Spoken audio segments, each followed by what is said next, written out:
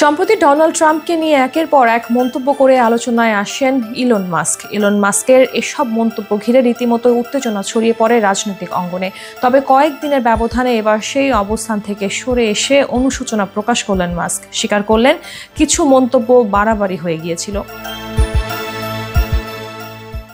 সম্প্রতি এক এক্স পোস্টে মাস্ক লিখেন, গত সপ্তাহে প্রেসিডেন্ট ট্রাম্প সম্পর্কে আমার কিছু পোস্ট একটু বেশি বাড়াবাড়ি হয়ে গিয়েছিল। আমি অনুতপ্ত। এদিকে ট্রাম্পও সম্প্রতি মাস্কের স্টারলিংকের প্রশংসা করে বলেন, স্টারলিংকের সেবা ভালো, হোয়াইট হাউস থেকে স্টারলিংক বন্ধ করা হবে না। ট্রাম্প মাস্কের বিরুদ্ধে সূত্রপাত হয় মূলত ট্রাম্প প্রশাসনের প্রস্তাবিত ব্যয় বিল নিয়ে।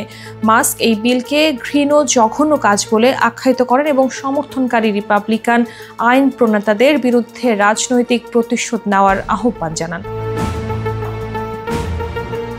জবাবে ট্রাম্প মাস্ককে হুঁশিয়ার করে বলেন, যদি তিনি রিপাবলিকানদের বিরোধীদের অর্থায়ন করেন তবে তাকে গুরুতর পরিণতি ভোগ করতে হবে। তিনি আরও বলেন, মাস্কের সঙ্গে তার সম্পর্ক পুনর্গঠনের আর কোনো সম্ভাবনা নেই।